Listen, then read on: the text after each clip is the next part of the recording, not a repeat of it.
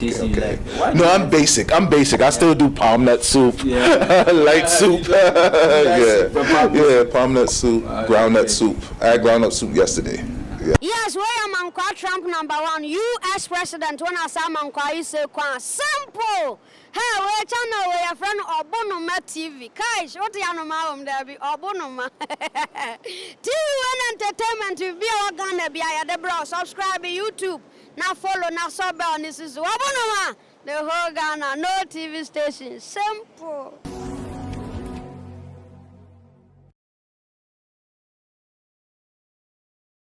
Okay, lovely viewers of Obonoma TV, welcome again. Once again, we are here to give you nothing but information, education, and a bit of tradition and culture, which is very important for Obonoma TV. And you know, as they always say, a country without a culture or tradition is just like a tree without a root. You can't stand. So definitely people will come around to look at the kind of culture you have, love you, and just keep your country moving by developing your country. So we have such people in the house. You remember the year of return, that was 2019. It came about, that was about the 400 years of slavery that black people were offshored to the United States, that's America, North America, Asia, Europe, and so many countries around the world. They were from here in Africa, most especially West Africa and Ghana. So we are here to talk to one of these people that were offshored to the United States of America. He grew up and realized that no, I have to come back, repatriation, I have to come back, come develop Africa. In which country am I going? I asked myself, apart from 54 countries, he chose Ghana. So he came to Ghana. Ghanaians also loved him, and they gave him an accolade. We'll be talking about that and more. So Obonoma TV, remember to subscribe, like, share, and also comment. Remember to also tap on the notification bell. Anytime we drop a video, you'll be the first to watch. We have a very renowned man in the house, but before I tell you his name, a lot of Ghanaians know him, but in the state he's a very tall figure in the United States of America. But let me talk about Mr. B Collection, a place where you can get quality shirt, quality trousers, and clothes from Turkey. Those clothes are all from Turkey.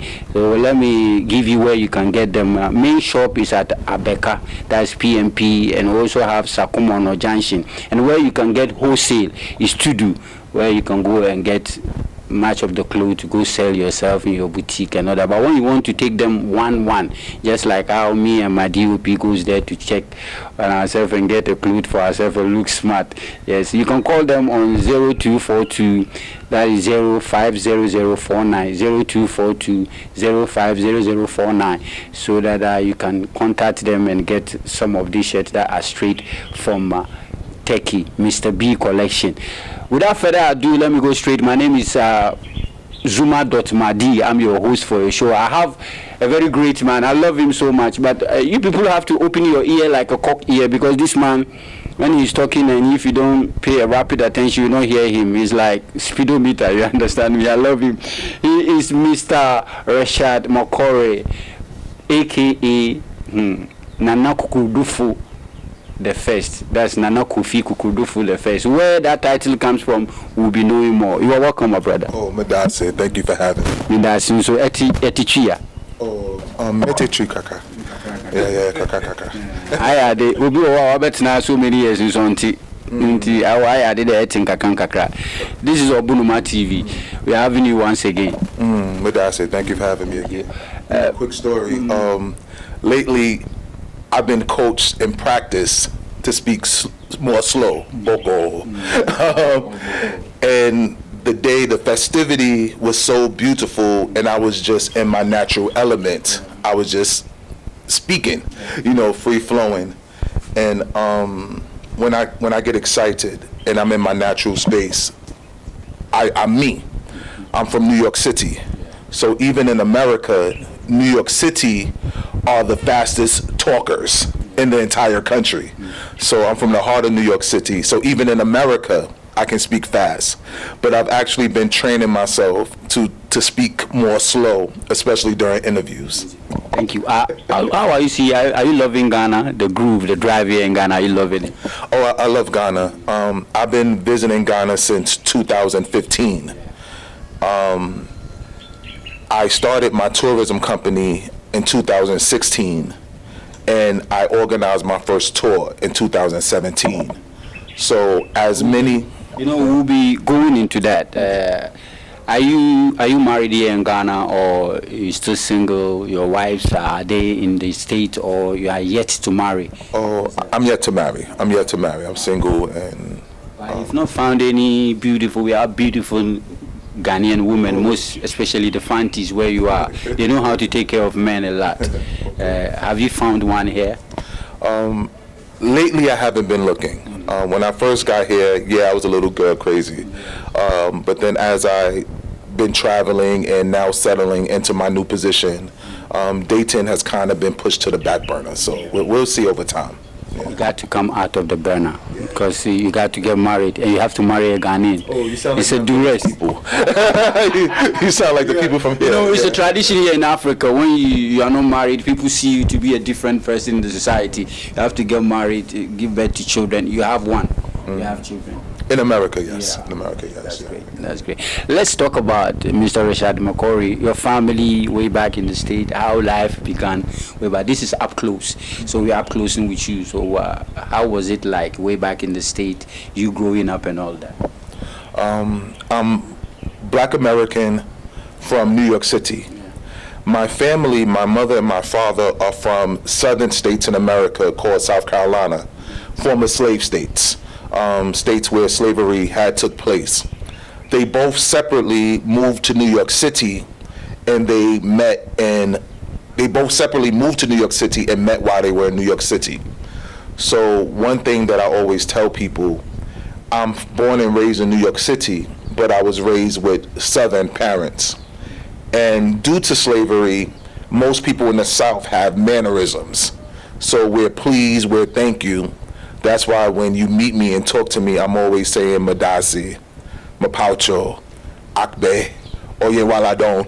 You know, these are these are the languages. Yeah, that's why I said Dalo at the Igbo festival, because those are the first languages, the first words that I always get. So I am a New York City individual. I was raised in what here would be considered villages. They're called New York City projects. My mother didn't graduate after just finished SHS. She never went to university. My father would have stopped after JSS. However, all my sisters completed universities as I have myself. So we're like first generation people who've elevated in life.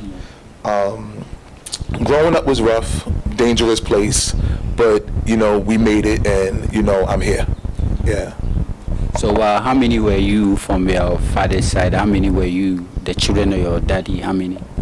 Yeah, my mother and my father, I'm the youngest. I'm the third born Mensa. I have two older sisters and then me. However, my mom and father separated, and my mother adopted my three younger brothers. So I have three younger brothers through adoption. That also helped me understand and take seriously when my Ghanaian family adopted me. In my personal life, when I was 14, my mother adopted my three younger brothers. And so I knew the importance of like really family, even though somebody isn't necessarily blood. So that also helped me assimilate into the family in my village here. So even when we have disagreements, ups, downs, it helps us reconcile. It helps, yeah. Reconciliation is very, very important. Yeah. That's where you hear about the gang wars, you know, from things that started now generations ago. You know, we don't have an easy time letting go. So that's something that even I had to learn here in Ghana, that sometimes when you have disagreements with people, that sometimes it's just best to let things go. Yeah. All right, it heals the being itself, the intuition. When you let things go, it heals your intuition. Africans must learn to let things go. Is it because we are blacks in the United States that is causing all these kind of, Kokmaya, that is causing all these uproars, guns, killing, and all that in the state? Because people have been talking about it. Black Americans are the killers. They always talk about gun. Hear music without hearing gunshots and all that. Why is all these things happening? Is it the white people that have created that, or is our own black perception that is making us do that? It is the white people who's creating that. That's called systematic oppression. Systematic oppression. One example that I like to give, in all of the music industry, all racial slurs are banned, are barred. I can't call a white person their racial slur. I can't call an Asian person their racial slur. I can't call a Latino their racial slur. We can't call homosexuals their racist slur. But black people in America are allowed to say the N-word. And the whole world is allowed to say the N-word. That's part of systematic oppression. We have the prison industrial complex, which is $1 billion corporation just to send people to jail and have free labor. The real modern day slavery. We have education injustice, where blacks in America are in the places where we receive the lowest quality of education. We have environmental injustice. Black neighborhoods, black villages, we call them projects, are built in the place that has the poorest sanitation and have the most health risk. There's so many different issues that are created by the system that as blacks in America, we are growing and developing in basically a psychotic, chaotic environment. And this is how we are coping with these difficult situations. What really triggered the visit to Africa? Was this something that was in your heart or your youthful age? Because I read some of your biographies and all that. It was that your dad was telling you a lot about Africa. So when you were growing, Africa was on your mind. And prior to how you came to Africa, you were in the university when you thought you have to come to Africa, come witness Africa. And the way you did and come to Africa, what really triggered the African trip? It's part of my calling. I have memories as young as 5 years old. My father teaching me, the great Henry McCrory, teaching me about the great kings and queens of Africa, letting me know that Africa is not what they portray Africa being on television. Kids with big bellies, flies on the eyelids, cannibalism, kidnappings, even as far back as the 80s. I remember being 6 years old and celebrating in our family after we moved in our new apartment. But I remember all my teachings being in the old apartment. That's how I can kind of identify the age. So my father has always taught me about ancestral worship. My mom used to get mad at my dad. We used to have me set me a separate plate and say, "This is for the ancestors." And at the end, she used to take the plate and put it back in the, when it was done. However, I didn't make my first trip to Africa, in this case Ghana, till 2015. Our first trip was supposed to be to Cameroon. However, the 2014 Ebola outbreak happened in Cameroon. So originally, they wanted to cancel all the trips to African countries.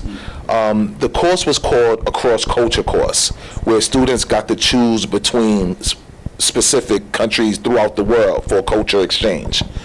Cameroon at the time was the only African country on the list. So when they canceled the trip to Cameroon, they said you can go to El Salvador, South Korea, Turkey, a state called Montana to study Native Americans, but there were no other African options. And back in 2014, because we were still planning the trip for 2000. Back in 2014, I said to my lead professor, and we went before the staff, before this became common, talking points, that Africa is 54 individual countries on one continent, not just one big country where one place have Ebola, then the whole place have Ebola. And we were able to identify Ghana as a country that had 0 cases of Ebola, that was always welcoming the foreigners. Ghana has always been known as Africa for beginners because of the hospitality. Many of the students who went was black, so we cited Right of Adobe, then we talked about Marcus Garvey, we talked about in Pan-Africanism, we talked about W.B. Du Bois. And eventually, after signing a lot of waivers, non-liability waivers, I was able to make my first trip to Ghana in January 2015. So did you have problem with telling them you wanted to come to Ghana instead of Cameroon? Because I learned the trip you were meant to come in group, and it didn't happen. So you have to reach them out that you still want to come, but this time you've chosen Ghana. Originally, it was about 25 to almost 30 people in the group, and ultimately the amount of people who came to Ghana was only 9. So the group dropped from 25 to 9. And, as I just shared the story of why we canceled Cameroon, how we canceled Cameroon, and ended up in Ghana. So you came to Ghana purposely for tourist attraction, or you came here to study? To study. And what was that? Cultural exchange. My major in undergrad was sociology, anthropology, the study of people and the study of cultures. At the time, I was in a school for theology, but more not Christian theology, but more just like spirituality. Coming from my father again, my father taught me ancestral worship. I've always had an infatuation with peoples, cultures, and spirituality. And so we came here, so we studied some of the Christian cultures here. We studied some of the Muslim cultures here. And we also studied some of the African spiritualists, traditionalists while we were here. My first trip to Ghana and where I used to stay during my first handful of trips was the eastern region, Akwa Ibom. So I do have a lot of friends and family members in Akwa Ibom. So that's where I stayed, the first few years when I was here in Ghana. But looking at what really brought you here in Ghana, we'll be talking about the year of return, which signifies 40 years of enslavery. 400 years, pardon me, of enslavery that people were took from here. Black Africans were took from here to work in the plantations, do a lot of things in the Caribbean, United States of America, and all that. So this was triggering that all the blacks should come back to Ghana, Africa, come develop Africa, because this is where they are coming from. Was it part of the whole thing that made you stay in Ghana? Just a little backtrack. The year return marked the 400-year anniversary of when enslaved Africans were started to be moved to the Americas. Whether we were prisoners of war, sold, traded. 1619 was when the first Africans arrived at Jamestown, Virginia. Some people ask, is that a similarity between Jamestown and Accra, where the Dagombe stay, and Jamestown, Virginia? Also during that time, 2019 is the 100-year anniversary of the Great Migration within Black America, where after slavery, beginning in 1916 through 1970, millions of Black Americans moved from the former slave states that I mentioned earlier in the southern of the United States and moved, to the west, where you hear California, Chicago, New York City, and a lot of Midwestern states, such as Detroit, Cleveland, Detroit, Cleveland, Ohio, Cincinnati, Ohio, Washington, D.C., etc. Yeah. When you came to Ghana, you decided to set up a company that will help people like you come to Ghana and elsewhere across Ghana, which is Africa Cross Culture, and that is a bet of what we call Rashad Makori LLC, which is the mother company that is holding Africa Cross Culture. what brought about Africa Cross Culture and McCoy Richard LLC? I used to be a pretty successful New York City party promoter. I still don't know the grading system here in Ghana, but I was about a B plus level party promoter in New York City. So when I started considering what business investments and business opportunities that I would find in Ghana and Africa as a whole, I said to myself, hey, you can get 30 to 50 people a week to party in New York City. So you can get 30 to 50 people a year to visit Africa. So I came up with the idea in 2015. I started working on my business, promoting, marketing, built my website in 2016, and I hosted my first trips to Ghana and my first trips to Egypt in 2017. So that's where the inspiration for Africa Cross Culture comes from. The name was inspired by the school which we spoke of earlier, where the name of the course that brought us to Ghana was called the Cross Culture Course. So that's where I got the name from. And of course, Rashad McCrory, that's my American name, is the parent company, as I'm also an author. I also have a clothing line. I do the trips, and we talked about social media management before off camera. Why you took a risk by coming to Ghana? Yes, I know you took a risk because, but you have to cancel your courses and all that before you gathered money, came to Ghana just to witness something like this. But eventually, it turned into another thing. You not going again and all that. So what really triggered all these things? Because it's not easy to leave your country where you're enjoying everything, you had everything. We want people to know the love, the drive that really made you come to Ghana, and you decided to stay in Ghana forever and all that. So what really triggered this kind of desire? In 2020, I was hosting a group of Americans for 6 March, Ghana's Independence Day festivities. 6 March 2020, as people would know, March 2020 was when the pandemic started spreading throughout the world. So our former president at the time, Donald Trump, had announced to all Americans, he said, Americans abroad, come home immediately or risk staying abroad indefinitely.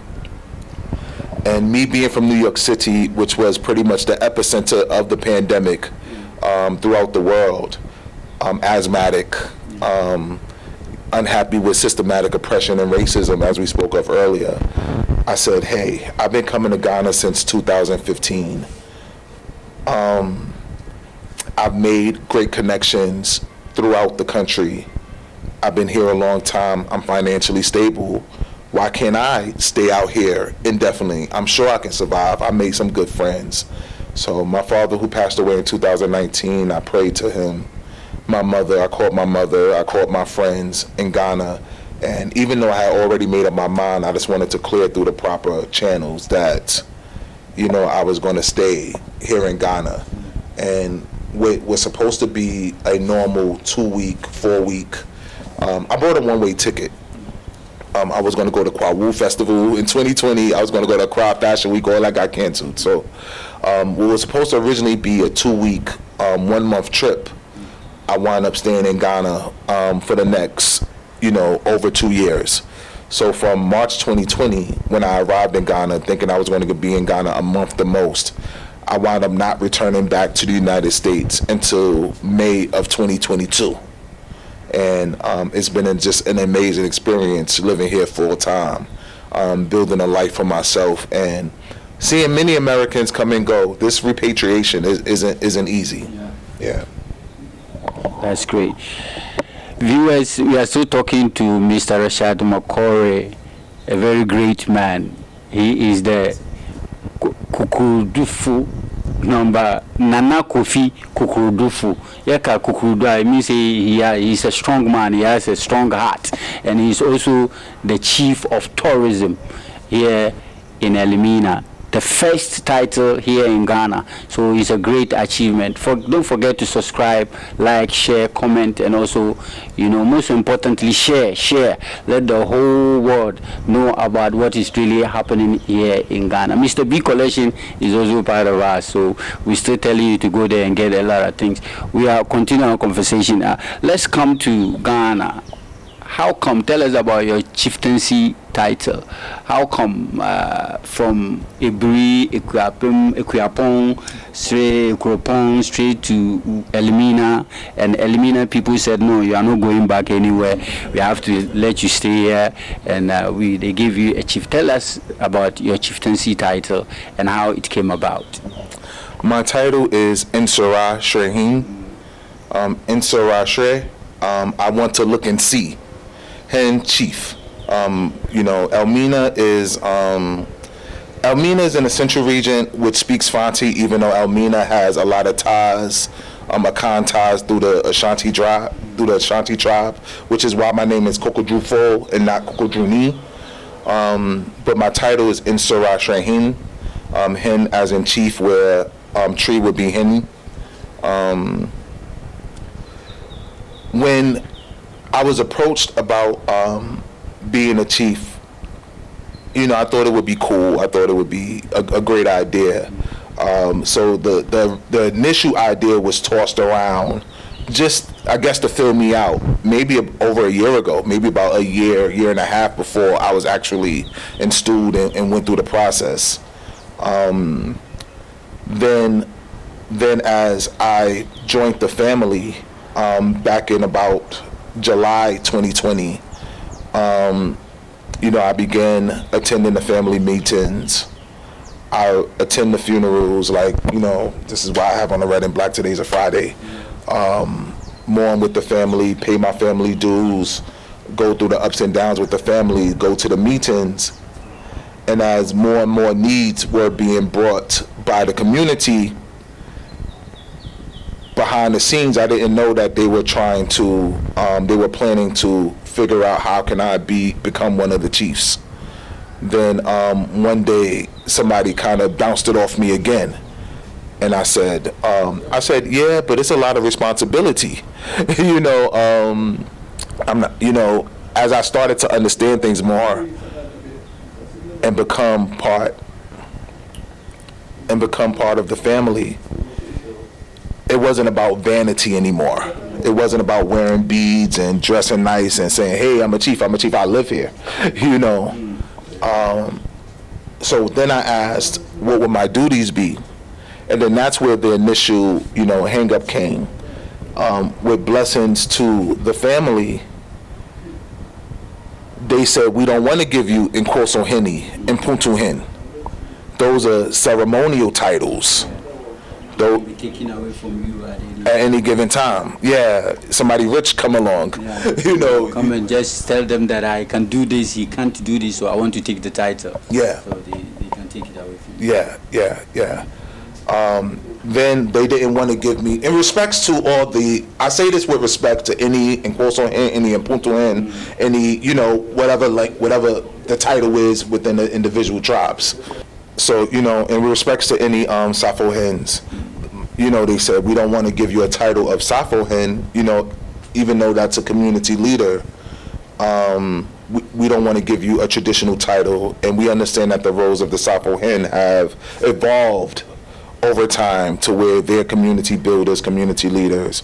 But within the black community, with Black American diaspora community, Safo Hen is also a title that's kind of just given and just tossed away a little respectfully, with the utmost respect. That's kind of just given to anybody, freely if somebody wants to become a chief. So I was blessed that the community and the leadership here said, we want to make sure that we honor you properly, because around here, where many Americans are drawn to Elmina, the first European establishment in West Africa, Elmina Slave Dungeon, the first European structure in West Africa, we want to make sure that you have a title and a stool that goes through all the proper protocols and that you can pass to your heirs, and that you can actually, with pride, say that you're a king here. So they created a brand new stool for me as the chief of tourism. Since we are in Elmina, the most famous, I say infamous, the most infamous tourism attraction for Black Americans in the world due to the transatlantic slave trade, and this being a tourism town. So my initial installment is through the village of Ytre, where we are now, and I've been adopted and been granted oversight of all of Elmina in terms of tourism. We're still in the process of the gradual process of being gazetted properly through the Nsrahwehen here in Elmina. All my traditions and rights have been going through properly. All the proper consultations were made prior to my installment. That's why I don't know if you have footage of my ceremony. My ceremony was done, in grand style, properly. Yeah. Yeah, and all from the Nsrahwehen of Elmina, the Honorable Nana Kwanjua, the fourth, to my king Nana Kweku Ytre the fifth. It's just I'm just happy that everything has gone through properly. So are you being recognized by Ghana Tourism Authority or Ghana Tourism Board? Do they know you are here giving this kind of title, and how are they helping you to achieve the main goal by bringing people down here from the diaspora to witness our culture and the very beautiful tourism attractions we have here in Ghana? Yes, they're aware of my title, and I've been in communication with people. However, we're still in the process of doing things officially, official letterheads, coming on in official capacity. So as of this second, everything hasn't been done officially. What I'm learning in Ghana, that things take time. I think in America things happen a little instantly. I believe at the time of this, timestamp of the interview, at the time of this interview, I've only been installed a full 4 months. Yeah. Full 4 months. So that's something that I look forward in an official capacity. It's one thing of people being aware and having communications with people, but then it's another thing for paperwork, documentations. Yeah, I'm a part of the Edna Traditional Council here. Edna, for those who don't know, the traditional name of Elmina. Yeah, Edna. However, my gazette is still not finalized, so everything takes time, everything takes resources. I still live in Elmina. I don't live in Accra the way I need to yet. I'm looking for a home in Accra. So this is one of the things that through consultations, chieftaincy is not a title like president where, you have 4-year terms, 2-year terms. This is something that you are for life. This title, this chieftaincy is going to be passed to the heirs of my throne, which goes into your marriage question and things of that nature. You need to. Okay. Yeah. So as far as things being rushed, I'm from New York, like I said before. I'm from the United States, where things go a little bit faster. But this is something that I've committed my life to. So 4 months in, I just had some proper introductions. I haven't officially done any projects and programs, but that's something that we've already, with certain members, have already been discussed and moving forward. But as far as something that I'm big on, paperwork, official, documented, not yet.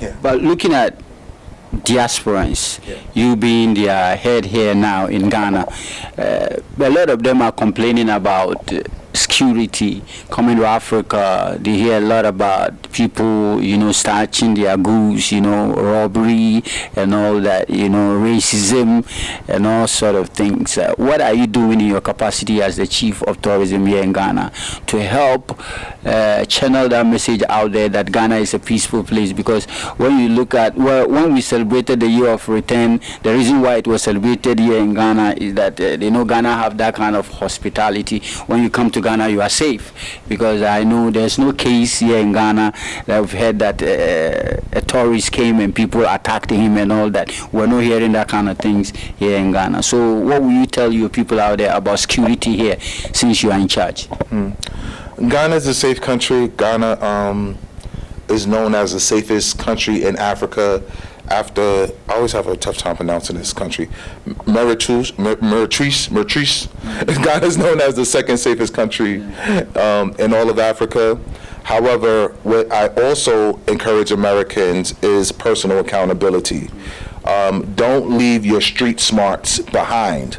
I know it's easy to get caught up in the Aquaba, welcome home, brother, welcome home, sister, we love you, come with me.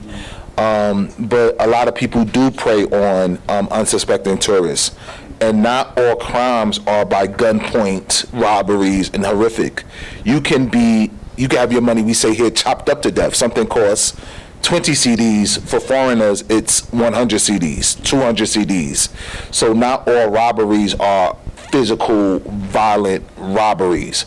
So my way of the message that I also give to Americans is personal accountability.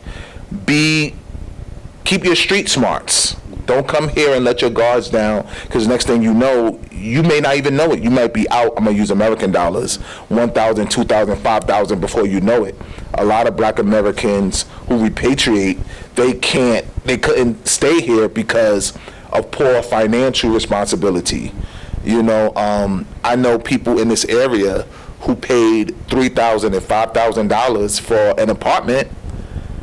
I don't even want to give the price of what I got this for. That is the reason that happened was there was no proper regulation to deal with that. Since you are here now, you have to make sure that all these things are being checked before they will come.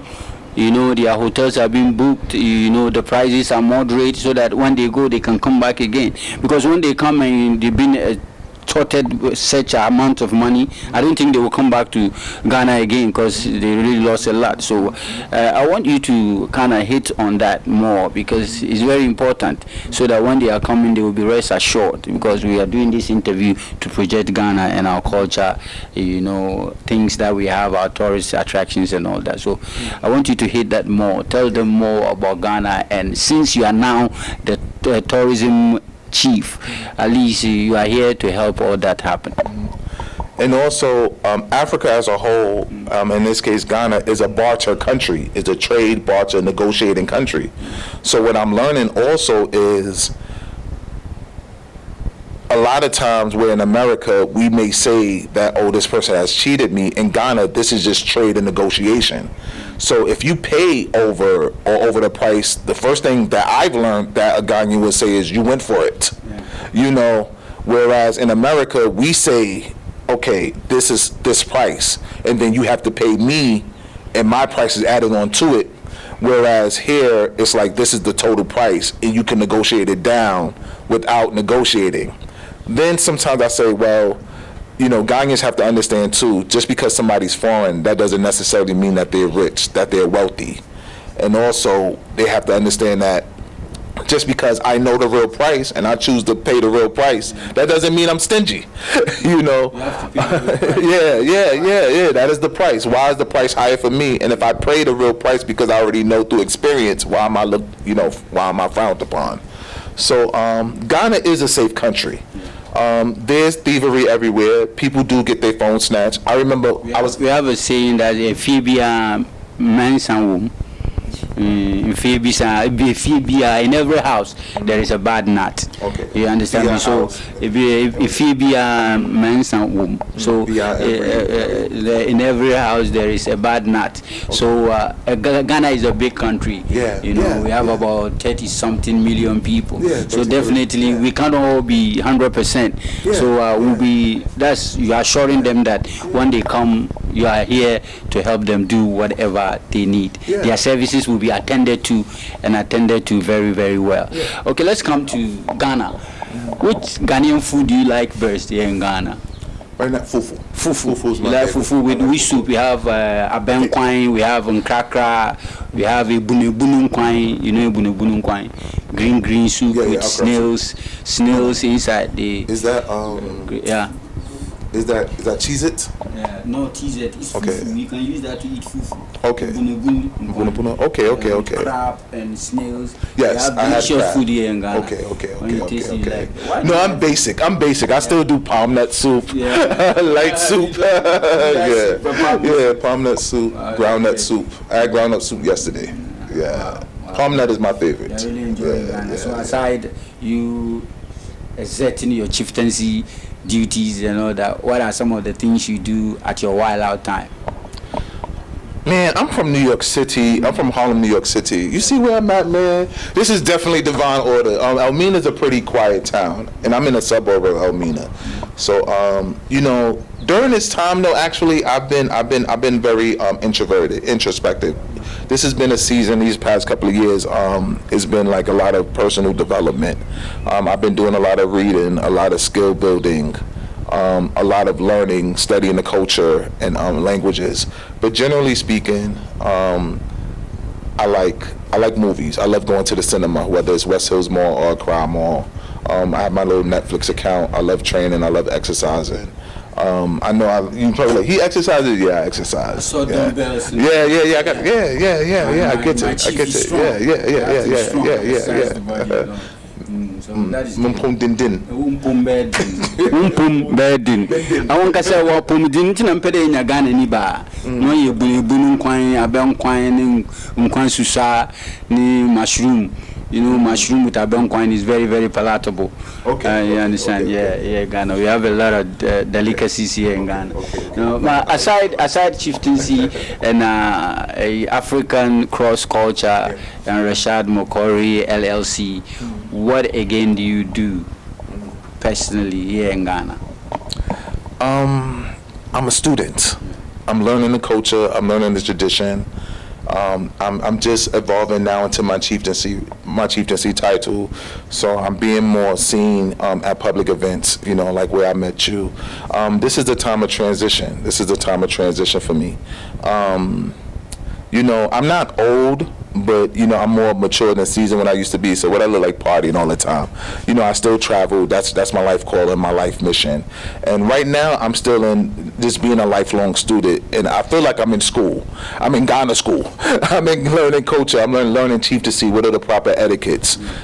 This is a brand new culture for me. I practice cultural assimilation. Many Americans come here, create their own American communities, and live an American lifestyle, which has its benefits and which is the only like some people will be able to live here. But I choose to assimilate into a new culture.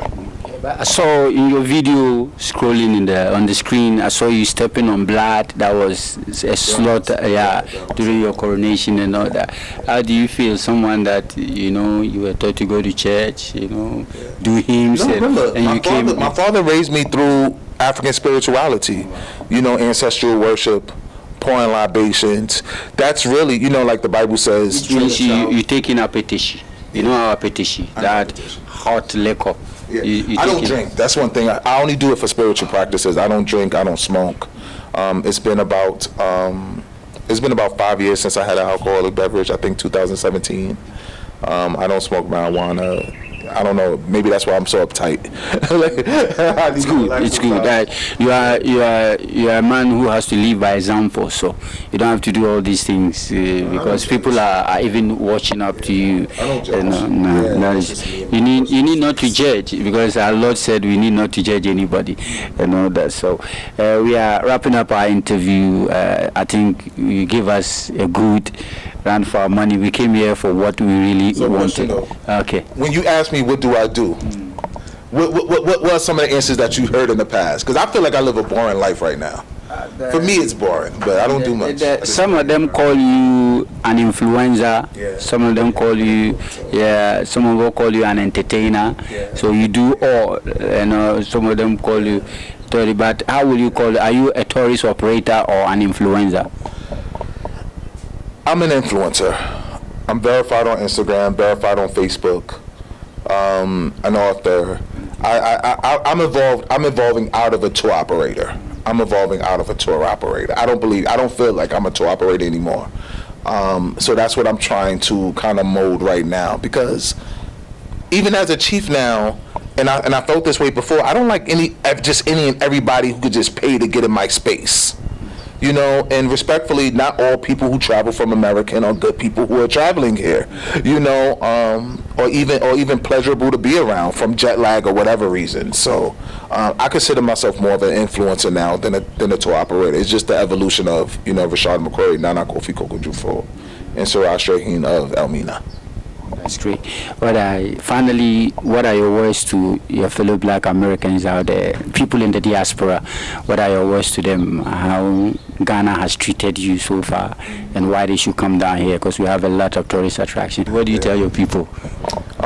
Them coming to Ghana to help develop Ghana and also see some of the lovely tourist attractions we have. Have you visited North yet? Not in Ghana yet. I haven't been to the North in Ghana, but I do have some invites to Wa, and I have some invites to Bogota, and you know, I've been to Tamale. You will love that side because you have a lot of tourist attractions there. The Larabanga mosques, that mysterious mosques that just appeared overnight, you know. So it's a very lovely place. You have to visit the North too. Okay. Wa was in the news recently as the site for you know, I just read about Wa being the site for a major event that's coming up around now. So don't worry about that. If I can't say it, we'll talk about that. So finally, some kind of shout out to other people, you know, and also that we'll wrap up our interview. Yeah. To all members of the diaspora and my Black Americans home in the United States, Ghana is an amazing starting point for your repatriation journey and your journey to the African continent. Ghana is known as the gateway. Just look at Ghana as the doorway. You know, you use unless you're jumping out windows, you use your doors to come in and out of your homeland. So once you come through the door, which is Ghana, after you get comfortable, put your coat down, put your jacket down, take your shoes off, you can go to different rooms, and the different rooms could be different countries. Ghana is a country that's welcoming, that's safe, and also it has many tourist attractions in Accra, outside of Accra. So you can really make several visits to Ghana as you get comfortable making the trips and making the travels. And Ghana is definitely a wonderful place to start. We have music. You know, what I like is that Ghana, it's something for everybody. It's museums in Ghana, it's nightlife in Ghana, it's food in Ghana, it's social aspects and social community building in Ghana. Ghana is good for somebody of any age, from children to our elderly. So I always say start with Ghana. Ghana is a multi-dimensional country. Say war, war, miss war, Ghana. Munko American war, Ghana. You heard what I said. I'm still hitting on that marrying in Ghana. You need to get a Ghana. Warrior. My warrior. Okay. Okay. No, it's nice talking to you, big man. We have a lot to talk about. Man, show me a picture who you trying to. Show me a picture who you trying to introduce. I will do that. I will do that. I'm superficial first. Yeah, I will do that. It's very important. But I won't marry a pretty woman. It is part of our culture. It is part of our culture. She has to be pretty to get in the door. How about you? That's to get into the door. Then she has to like me. You are a very handsome man. You can marry and all. Oh, I don't have to be handsome. I have to have money, be in shape. Strong. Yeah. And that is man. Man is fearful when he has money. Thank you very much. That's a whole nother interview. I do dating consultation. Wow. Make sure she likes you more than you like her. I saw some tips about knowing how to live with your spouse. I'm taking my time. Yeah. That's something important. Men, we die young when we marry the wrong spouse. Yeah. That's another reason men die young around the world. My DOP said he's not married until he has the money. A lot of money, and you think he's comfort, and he can marry like 6, 7. Africa we permit that. You can marry 10, 20. But rich men have multiple wives and are still miserable because they're marrying the wrong women. Yeah. You've concluded the whole thing. Yeah. Thank you. It's hard. Please don't marry a wrong woman. And work on yourself first. Yeah. All right, let's go now. Thank you very much. We will thank Mr. Rashad McCrory, also the tourism chief here in Ghana. Let me hear you say Nsrahwehen. Nsrahwehen. It's Fanti. Nsrahwehen. Nsrahwehen. Yeah, Nsrahwehen. Yeah, so tourism Nsrahwehen. Yeah, because it's Fanti. Yeah. Henny, like in course on Henny. I'm from the north. Okay. Yeah, but I was able to speak the language, so you can also speak it. It's not my language though, but I have to learn it. Am I making excuses? I'm from I'm from Gunja. I'm gonna take you there where they get salt, where the white Volta passes through that. You know, What you get language do you salt. speak? Yeah, What we language speak do you Gunja. Gunja? Yeah, Gunja language. Mahama, the former president. Okay, Mahama, he's from Gunja. He's from that area, Savannah region. That about. Okay. You understand? Okay. It's not about ganja. It's Gunja. That's great. Ladies and gentlemen, thank you very much for being part of us. We will thank our chief, the chief of tourism here in Ghana, Nsrahwehen here in Ghana, Mr. Rashad Mokori.